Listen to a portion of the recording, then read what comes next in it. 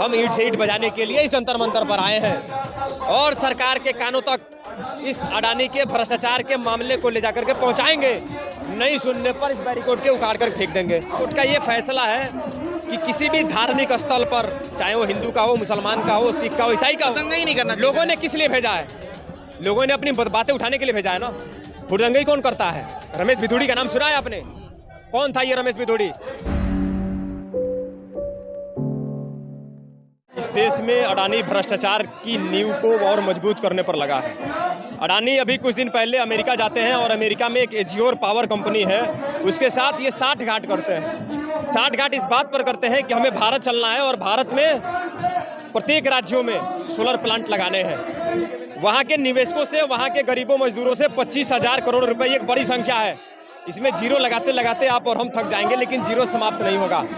25,000 करोड़ रुपए झटके में, एक सेकंड में अमेरिका का धन भारत लाते हैं और भारत में प्रत्येक राज्यों में जाकर के और ठेका लेने के लिए 4-5 राज्यों से करार करना शुरू करते हैं। और जब ये करार नहीं हो पाता है, करार इसलिए नहीं हो पाता है कि वहाँ की राज्य सरकारें इस महंगी बिजली दर को स्वीकार करने से में असहज महसूस करती हैं और इसको ठुकरा देती हैं। फिर अडानी जी एक नया काम करना शुरू करते हैं। उस सरकार में काम कर रहे कर्मचारी अधिकारियों को 2200 करोड़ नोट करिएगा, ये बहुत बड़ा आंकड़ा है। 2200 करोड़ रुपए रिश्वत के तौर पर, घूस के तौर पर उन कर्मचारी अधिकारियों को सौंपते हैं ताकि वो सोलर प्लांट का ठेका इनको मिल जाए। नहीं मिलता है। मैं ये पूछ रहा हूँ कि अमेरिका की न्यायिक व्यवस्था इसी अडानी के खिलाफ, भारत में चल रहे घूस रिश्वत के खिलाफ वारंट जारी करती है, गिरफ्तारी वारंट। हिम्मत है तो जाए ना अमेरिका अडानी। आखिर मोदी जी क्यों बचा रहे हैं? वो कौन सा सूत्र है, वो कौन सा रिश्ता है, हम पूछ रहे हैं। मोदी और अडानी में वो कौन सा रिश्ता है कि मोदी जी अडानी पर कार्रवाई करने से डर रहे हैं? क्यों डर रहे हैं? इनका तो ये सीना 56 इंच का है। ये तो विपक्ष के नेताओं को ईडी और समन, ईडी का, सीबीआई का समन सेकंडों में भेजते हैं। राहुल गांधी जो नेता प्रतिपक्ष है, उनको बुला करके 56 घंटे वही ईडी के अधिकारी पूछताछ करते हैं। क्या उन ईडी के अधिकारियों को सांप सूंघ गया है उस अडानी के पास जाने में? क्या सांप सूंघ गया उस? देखिए, केवल एक नारे में सारी बातें छिपी है। मोदी अडानी एक हैं, 60 गांठ से सेफ है। नहीं, संसद में मोदी जी कह रहे हैं कुछ मुट्ठी भर लोग जो है इस तरह से संसद की कार्रवाई को बाधित करते हैं, हुड़दंगा ही करते हैं। आप बताइए, क्या ये पहली बार हुआ ऐसा? सदन वो कौन क्या है? लोकतंत्र का सबसे बड़ा मंदिर है संसद भवन। क्या जमीनी मुद्दे वहां नहीं उठाए जाएंगे तो कहाँ उठाए जाएंगे? हुड़दंगा ही नहीं करना। लोगों ने किस लिए भेजा है? लोगों ने अपनी बातें उठाने के लिए भेजा है ना। हुड़दंगा कौन करता है? रमेश भिथुड़ी का नाम सुना है आपने? कौन था ये रमेश भिथुड़ी? गालियां बका लोकतंत्र के मंदिर में, उस मंदिर को नापाक कर दिया इसने और उस लोकतंत्र के सबसे बड़े मंदिर का अपमान किया सदन में खड़े होकर के। क्या आपने ओम बिरला जी को खड़े होकर उनको डांटते हुए देखा? नहीं देखा। आखिर क्यों? किसके संरक्षण में रमेश भिथुड़ी ने दानिश अली को गाली दिया? किसके संरक्षण में? क्या वो गाली गलौज का जगह है? क्या वो हुड़दंगाई और गुंडाई नहीं कर रहे थे रमेश भिथुड़ी?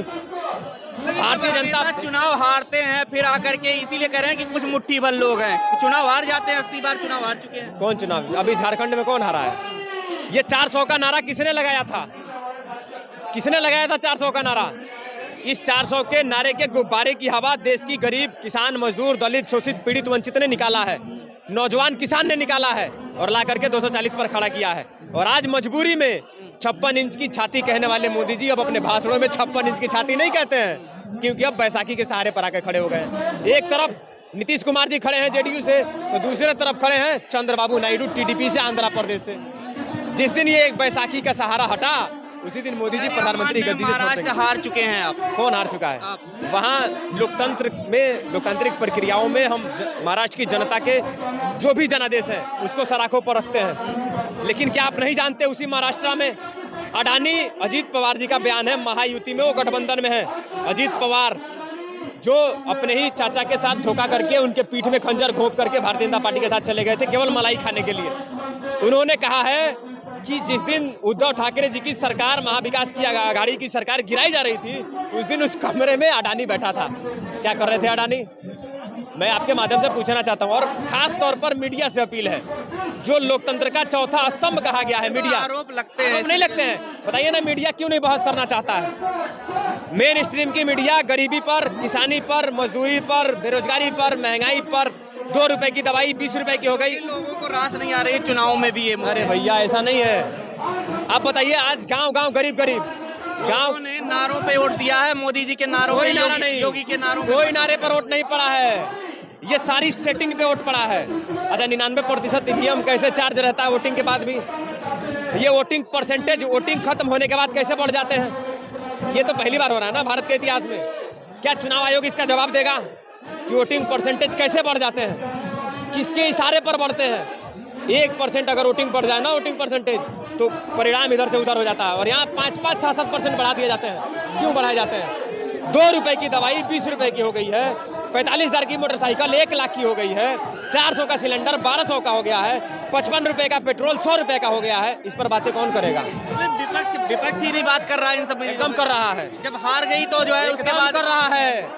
महाराष्ट्र में हार गई तो ठीक रहा, उसमें नहीं तो फिर महाराष्ट्र में राहुल जी ने किस पर बात की? किसानों के एमएसपी पर। कपास और सोयाबीन के किसानों की एमएसपी पर राहुल जी ने बात की। महिलाओं के मुद्दे पर राहुल जी ने बात की। महिलाओं के लिए फ्री बस यात्रा, महिलाओं को हर खाते में जो है इलेक्शन कमीशन पे सवाल उठने लग जाते हैं, जीतने पर नहीं। अरे भैया, इलेक्शन कमीशन पर सवाल क्यों नहीं खड़ा होगा? मैं फिजिक्स, आप भी पढ़े होंगे, मैं भी पढ़ा हूँ। फिजिक्स में इंटर में दूसरा चैप्टर है, दूसरा चैप्टर, उसका नाम है एरर। और उसमें पढ़ाया जाता है कि कोई भी ऐसा इलेक्ट्रॉनिक मशीन नहीं है जिसमें एरर ना हो, जिसमें एरर न हो। ये हम भी पढ़े हैं और आप भी पढ़े होंगे, और शायद मोदी जी पढ़े होंगे तो वो भी पढ़े होंगे। ऐसे भी होता है स्टैंड, और नहीं, स्टैंड नहीं है। राजीव कुमार जी भी पढ़े होंगे, जो इलेक्शन कमीशन के अभी मेन आदमी बने बैठे हैं। वो भी पढ़े होंगे कि हर इलेक्ट्रॉनिक मशीन में एरर होता है। एरर कैसे हो जाएगा कि बीजेपी बहुमत में? एकदम होता है भैया, एकदम होता है, एकदम। अच्छा, ये बताइए, 5 महीने पहले उसी महाराष्ट्र में लोकसभा में भारतीय जनता पार्टी की बुरी हार होती है, इनके सबसे बड़े चेहरे के नाम पर। किसके नाम पर? मोदी जी, जो प्रधानमंत्री कम और प्रचार मंत्री ज्यादा हैं, जिनको आप देश के मुद्दों पर बोलते कम और चुनावी प्रचार करते ज्यादा देखेंगे। इसी प्रदेश में, महाराष्ट्र में 5 महीने पहले बीजेपी की क्या हालत थी आपने देखा होगा। तो क्या महाराष्ट्र की जनता मोदी जी को नकार दी है? अगर आज वो देवेंद्र फडणवीस, एकनाथ शिंदे, अजित पवार के चेहरे पर वोट कर रहे हैं, तो ये 2024 के इलेक्शन में क्यों नहीं किए लोकसभा में? अच्छा, ये बताइए क्यों नहीं किए? ये बड़ा सवाल है मेरा। और 149 सीट बीजेपी लड़के 130 सीट जीत जाती है। हाय रे खेल, हाय रे बेईमानी। ये बचने वाला बयान देते हैं, बटेंगे कटेंगे, इस तरीके का, इसका भी तो प्रभाव पड़ा है। बटेंगे तो कटेंगे का एक सीधा मैं उदाहरण आपको बता देना चाहता हूँ। मैं उत्तर प्रदेश से आता हूँ। कोई भी ऐसा परिवार नहीं है जिस परिवार के राशन कार्ड के से अगर 6 यूनिट है तो उसके परिवार से 3 यूनिट गायब न कर दिया गया हो। तो किसान मजदूर बटे तो उनके राशन कार्ड से 3-3 यूनिट गायब हो गया, काट दिया गया। किसने काटा?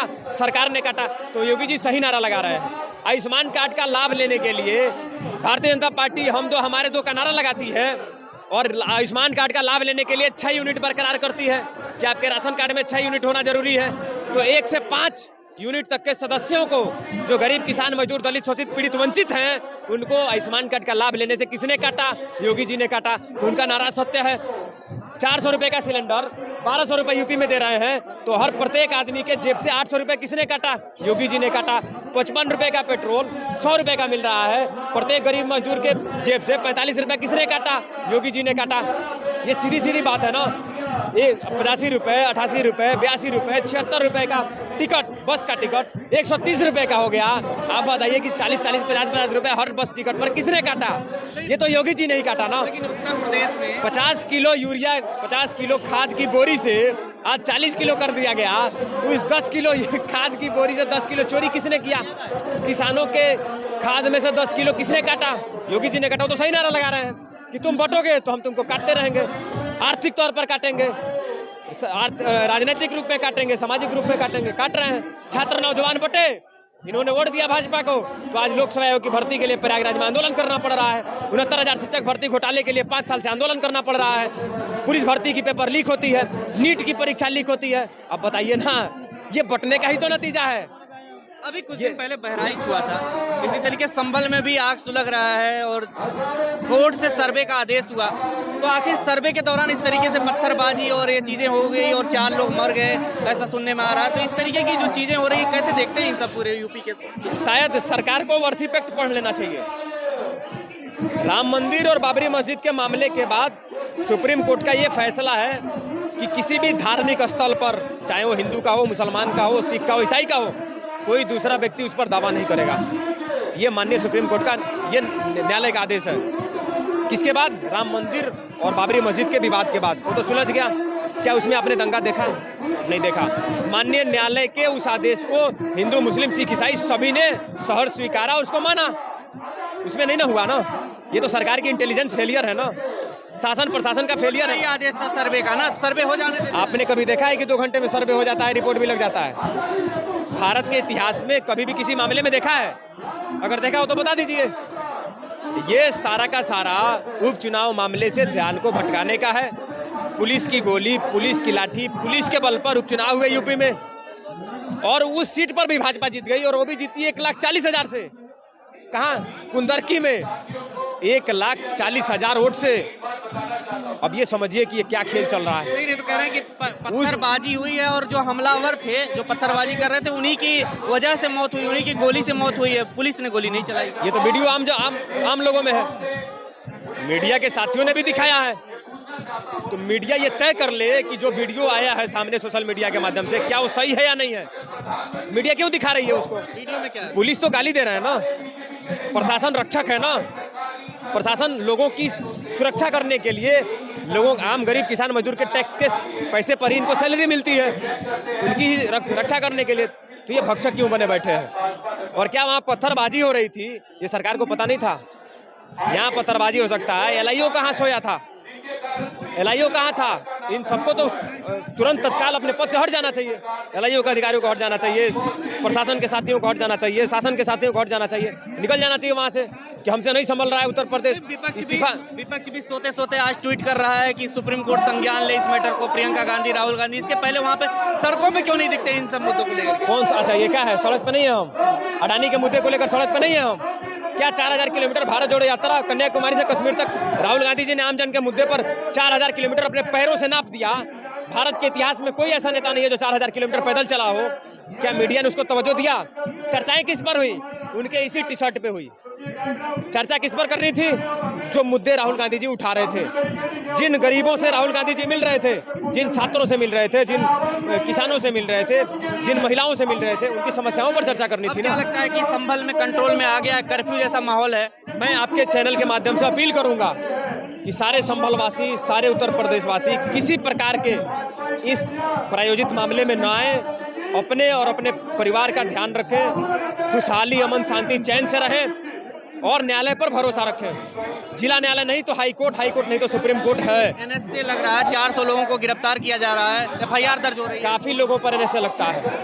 आप बताइए ना कि जिस गृह क्षेत्र से, जिस जिले से योगी आदित्यनाथ जी आते हैं, वहाँ पर भारतीय जनता पार्टी में एक विंग चलता है, ABVP ने दीनदयाल उपाध्याय विश्वविद्यालय में प्रशासन के साथियों को जमकर कूटा, जमकर पीटा। क्या वो उग्रवादी थे? उन पर NSA लगना चाहिए या नहीं लगना चाहिए? क्या वो उग्रवादी है या नहीं है?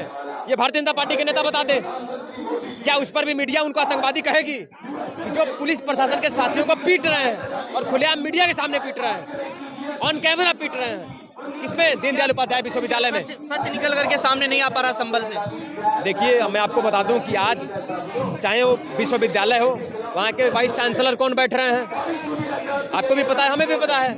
एक संस्था से आए हुए लोग बैठ रहे हैं।